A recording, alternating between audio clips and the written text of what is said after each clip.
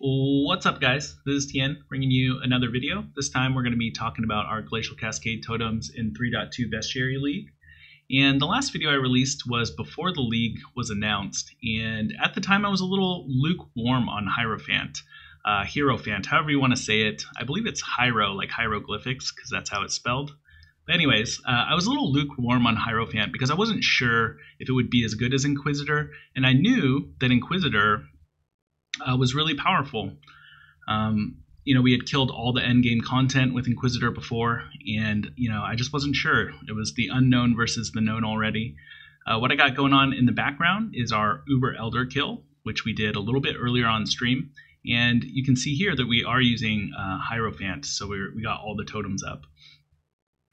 I do, after experiencing this build, I do want to say that I think it's better for like a league starter scenario.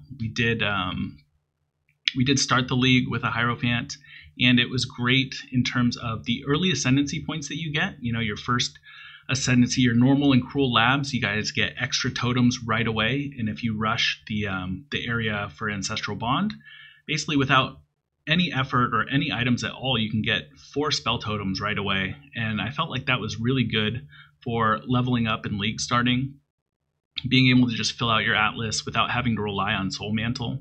It allowed me to buy, other items instead, like Bisco's Leash and that kind of stuff to start up the Magic Finder. I do want to talk about kind of gear alternatives. After this fight, I'll open up my character and you can see the gear that he's using.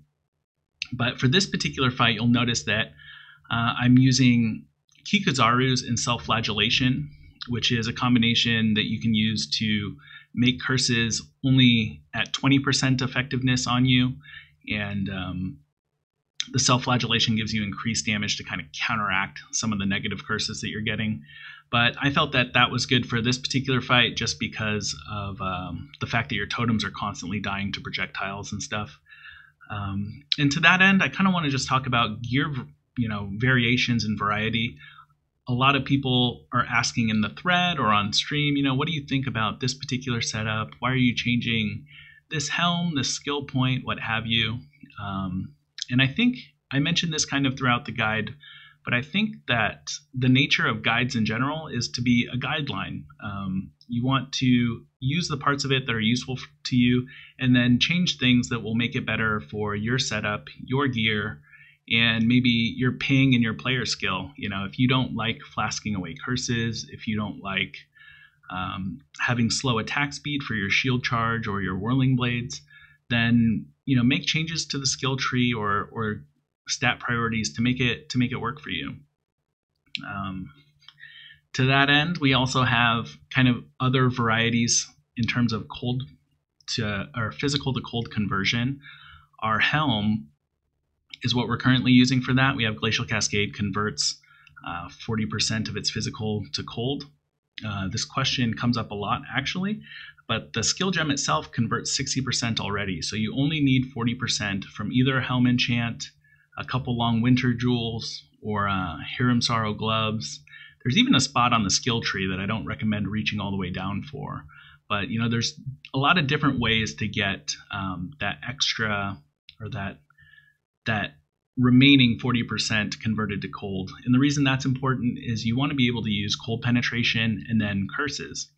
Another question that comes up, and I'll go ahead and just answer that now, should you use LE weakness or should you use Frostbite? And Frostbite is good if you're doing only cold damage.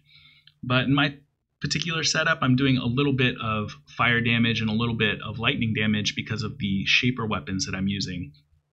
You have those gain as extra mods on there.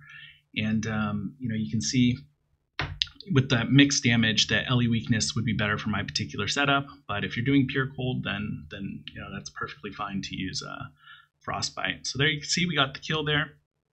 I'll quickly get into the game so you guys can see what I'm using at this particular time. It'll also be posted in the thread if you want to see it there.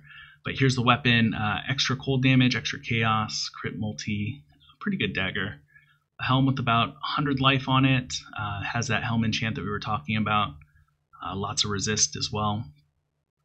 Our offhand has the extra fire damage that I was talking about, extra chaos, damage penetrates on both the implicit of the Sombar Scepter, and damage pen on the scepter itself. So damage pen is an important stat for Hierophants because we don't melt the resistance like Inquisitors do. This amulet has 13% non-chaos as extra chaos, as well as some life and resist. We actually like that one. The 2 rings I was talking about, I don't really care about any of the stats except for the attributes on there. And the lightning resist, if I wasn't capped, you could divine that up to 30. Our soul mantle, 6 linked up, finally 6 linked it up. We're using increased crit strikes with it, controlled destruction, cold pen, conk effect, and faster casting at this time. My flame dash, summon lightning golem with a culling strike, and so my lightning golem can kind of get the final blow sometimes. And then I do cast when damage taken to cast the lightning golem. You can tell that this isn't linked up here because if it was, I would do cast when damage taken, flame dash, which would be kind of bad. This belt that I kind of like because of the increased flash charges gained, the Tactician. It also just helped shore up some of the resistance problems that we had when we switched to the Kikuzarus. Combs Roots. The boot enchant that we went with here is the crit strikes if you haven't crit recently. And then I'll go ahead and just talk about the tree as well real quick. So we have, I think the only kind of weird thing is that I picked up this jewel socket up here to put in the self-flagellation jewel. My current jewels are just life and multi with some resists, and life multi, totem life, life multi. This has attack speed with axes, which isn't great for us. But yeah, some options. If you needed more attack speed, you could pick them up down here, right underneath in Templar. If I needed more life, I could, fill in some life over here, maybe the life up here. If I wanted more damage, I could pick up the crit multi. Like I said, it's individual. But anyways, yeah, that's our update. Hopefully you guys enjoyed the footage there, and see you guys in the next video. Thanks for stopping by.